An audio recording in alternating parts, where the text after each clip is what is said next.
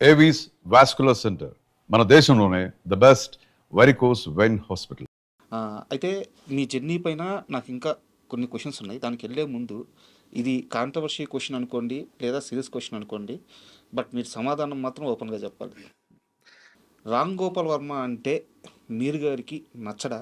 Ram Gopal Varma work నచ్చదా? అయ్యయ్యో! అయ్యయ్యో బాబోయ్! మేధావి అండి ఆయన.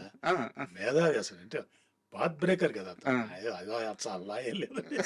అంటే నేను ఎక్కడో ఒక ఇంటర్వ్యూలో చెప్పాను నేను. కాళ్ళ కింద సందుల కింద కెమెరా తీసుకెళ్తారు.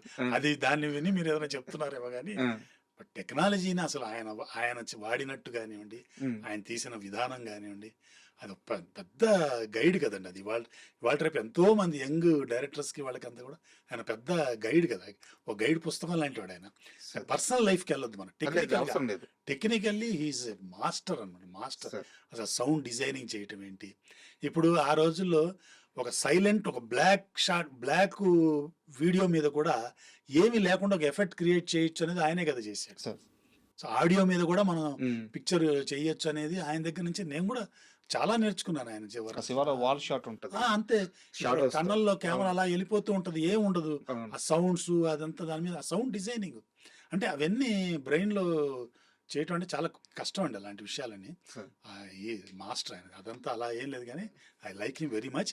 అంటే నేను ఎక్కడ చెప్పొచ్చానంటే ఏ కాంటెస్ట్ మీద చెప్పానంటే కెమెరా అంటే మా నాన్నగారు చెప్పిన ఇది మీనింగ్ ఏంటంటే ఇప్పుడు సినిమా చూస్తున్నప్పుడు పాత్రలకి ప్రేక్షకుడికి మధ్య కెమెరా ఉంది అని తెలియకూడదు.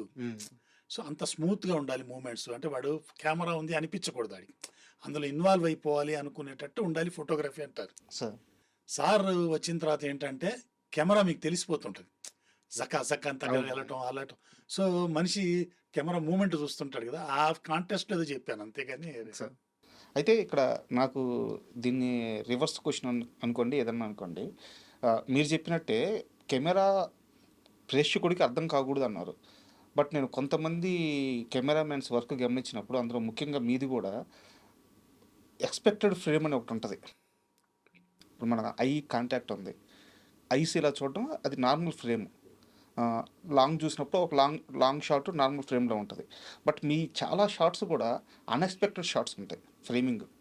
కరెక్టేనా నేను? అంటే కరెక్ట్. అంటే హైట్స్ అండి, కెమెరాలో హైట్స్ని వాడటం అనేది ఒక పెద్ద కళ అండి అది యాక్చువల్గా. హైట్స్ ఇప్పుడు మనం ఈ రూమ్లోకి వచ్చినప్పుడు మనం నార్మల్ హైట్లో చూస్తాం, ఈ రూమ్ ఇలా ఉంటుంది. అదే కెమెరా కమ్మర్ కింద పెట్టేశారు అనుకోండి, ఈ రూమ్ డైమెన్షన్స్ మారిపోతాయి. మీరు ఎప్పుడు యాంగిల్ చూస్తుంటారు కదా, కరెక్ట్. లోపలికి వచ్చినప్పుడు కింద పడుకొని ఎప్పుడు చూస్తుంటారు. కరెక్ట్. నేను కెమెరా పెట్టుకుని అది మన రూమేనా ఇది అనిపిస్తుంది. సో అలాగా ఒక అన్యూజువల్గా ఒక పైకి వెళ్ళిపోయినప్పుడు ఒకలాగా ఉంటుంది. సో అలాగే ఇక్కడికి వచ్చినప్పుడు ఏదో ఈ ఈ విండోలోంచి పెడితే అదొక డిఫరెంట్ యాంగిల్ ఉంటుంది.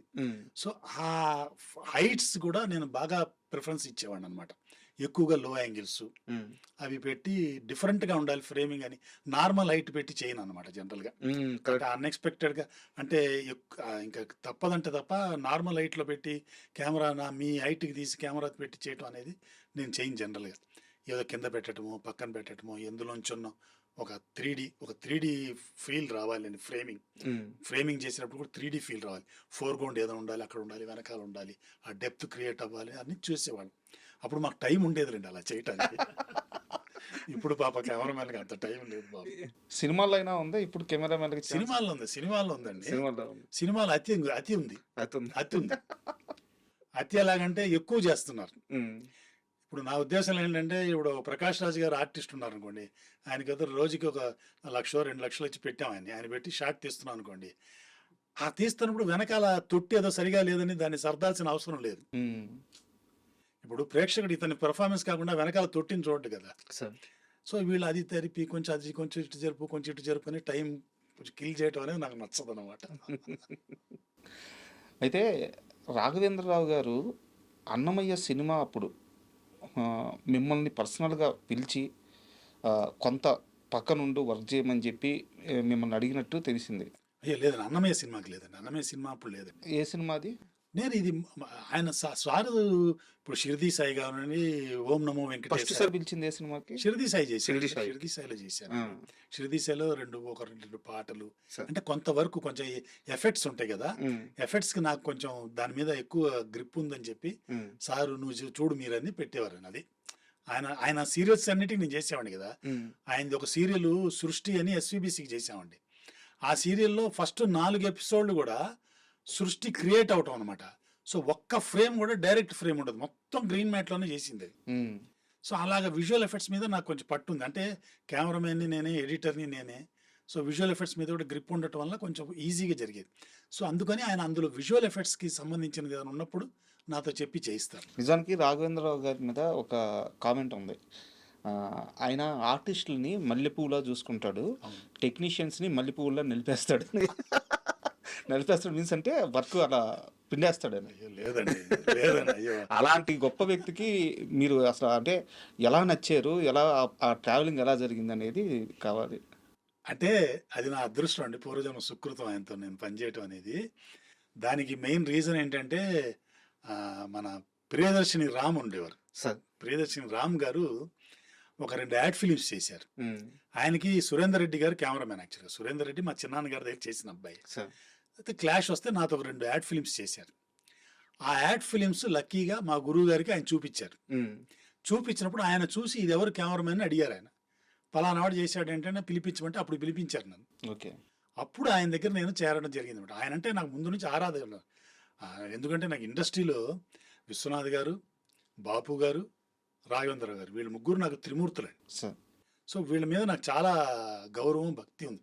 అలాంటి ఆయన దగ్గర నాకు పని రాగానే నేను ఎగురుకుంటూ వెళ్ళాను అనమాట. వెళ్ళగానే ఆయన అప్పుడు పిలిపించి, అప్పుడు ఎలక్ట్రానిక్ మీడియా చేస్తున్నారు ఆయన. సార్ దాంట్లో చాలా వర్క్స్ నాతో చేయించేవారు అనమాట. సో కొన్ని కెమెరామెన్, ఎడిటర్గా, కొన్ని డైరెక్షన్ ఇలా అంతా చేశారు. అక్కడి నుంచి వాళ్ళ సీరియల్స్కి అది పని చేయటం, ఆ సీరియల్స్కి నేనే డైరెక్ట్ చేయటం. సో ఒక సీరియల్లో నంది అవార్డు డైరెక్టర్గా నేను తీసుకుంటే ప్రొడ్యూసర్గా ఆయన తీసుకున్నారు. సో అదొక గొప్ప అనుభవం కదండి. అవునవును. సో అదే చాలా ఇది. అన్నిటికంటే ముఖ్యంగా ఏంటంటే మా గురువు గారితో నాకు పరిచయం అవటం వల్ల నేను తిరుమల తిరుపతి దేవస్థానం తరపున వెంకటేశ్వర స్వామి గారి సేవలు, శ్రీవారి సేవలని, వాళ్ళ కోసం సేవలన్నీ కూడా షూట్ చేయడం జరిగిందండి. ఆయన బోర్డు మెంబర్గా ఉన్నప్పుడు, ఎస్వీబీసీ చైర్మన్గా ఉన్నప్పుడు నా చేత చేయించారు. అది జీవితంలో అసలు ఇప్పటిదాకా నా లైఫ్లో అంతకంటే గొప్ప అవకాశం రాలేదు, ఇక మీదట వస్తుందని కూడా నాకు నమ్మకం. ఆధ్యాత్మికంగా మీ జీవితం కూడా మంచి టర్న్ అయింది అక్కడేనంటగా. ఆల్మోస్ట్ అంటే భగవంతుడిది, అంటే దాని ముందు నుంచి ఉన్నాను కానీ అక్కడ దాని మీద ఇంకా ఎక్కువైంది అనమాట స్వామి ఇది. ఎందుకంటే కింద అలిపిరిలో సెట్ వేసాము, ఆనంద నిలయం సెట్ వేసి, అక్కడ పైన ఉన్న అయ్యవార్లే వాళ్లే వచ్చి అదే సామగ్రిని తీసుకొచ్చి స్వామి సేవలు అన్నీ కూడా, ఇప్పుడు ఒక మనిషి జీవిత కాలంలో ఒక సేవ చూడగలుగుతాడేమో, 2 సేవలు చూడగలుగుతాడేమో.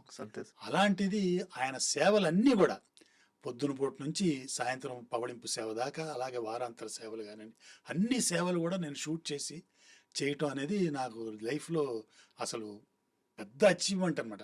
దానికి ముఖ్యమైన కారణం మా గురువు గారు రాఘవేంద్ర గారు. ఆయన వల్లే అది జరిగిందనమాట. ఆయనకి నా మీద అప్పటికి ఉన్న నమ్మకం అన్నమాట.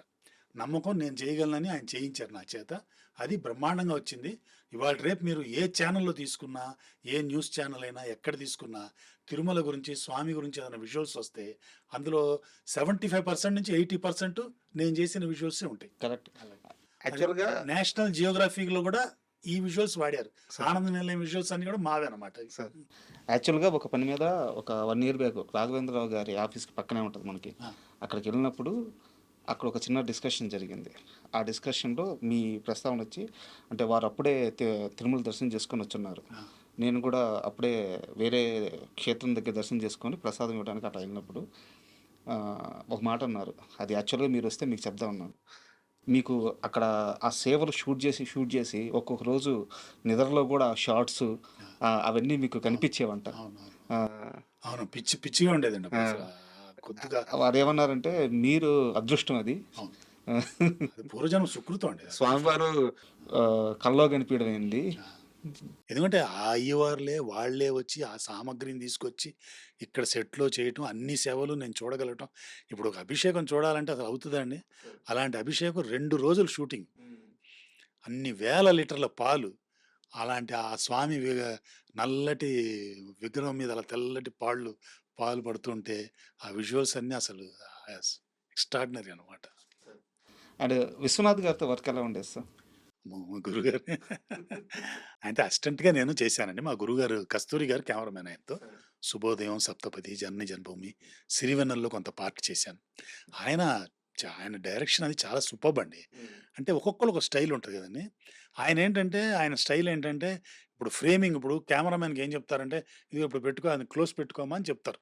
అంటే కెమెరామెన్ పెట్టుకుంటారు. ఆయన అలా ఉండదాయన. ఆయన కెమెరా తెప్పించుకుంటారు. ఆయనే పెట్టుకుంటారు. లెన్స్ మార్చుకుంటారు. అన్నీ పెట్టి ఫిక్స్ చేసి అప్పుడు కెమెరామెన్‌ని పిలుస్తారు. "చూడు మూర్తి ఇలా కావాలి నాకు" అంటారు. సో, అది చూసుకున్న తర్వాత మనం ఏం చేస్తామంటే దానికి తగ్గట్టుగా కొంచెం అటు ఇటు జరుపుకోవటాలు అవి చేసుకొని అంటే మనకి కొన్ని ఇవి ఉంటాయి కదా! కొన్ని రూల్స్ అండ్ రెగ్యులేషన్స్ ఉంటాయి. కంపోజిషన్స్ ఆయనకు ఏం కావాలో ఆయన అలా చెప్తారనమాట. దాన్ని బట్టి మనం చేసుకుంటాం. అలాగే ఆర్టిస్టుల పెర్ఫార్మన్స్ దగ్గర కూడా అన్నీ కూడా బిజినెస్‌లుండాలి. ఏదో ఊరికే నిలబడి చెప్పటం డైలాగులు అలా ఉండవు. ఏదో అక్కడి నుంచి రావటం, ఈడొచ్చి ఏదో చెప్పుకుంటూ ఇలా ఎళ్ళిపోవటం, ఇతనేదో బట్టలు తీసుకొని మడత పెట్టుకుంటూ అటు ఎళ్ళటం, ఆవిడేదో వంటగదిలోంచి రావటం ఇలాగ బిజినెస్‌లు ప్రతి సీన్‌లో కూడా బిజినెస్‌లుంటాయి. ఆ బిజినెస్‌ల యాక్టివిటీలనేవి నాకు డైరెక్షన్‌లో చాలా ఉపయోగపడ్డాయన్నమాట. అంతే కదా! ఇప్పుడు ఊరికే నిలబడి ఇప్పుడు సీరియల్స్‌లో వస్తున్నప్పుడు అందరూ లైన్‌గా నిలబడి అందరూ చెప్పడం అలా ఉండదక్కడ ఆయన సీరియల్స్‌లో అంతా. అంతా బిజినెస్‌లుంటాయన్నమాట.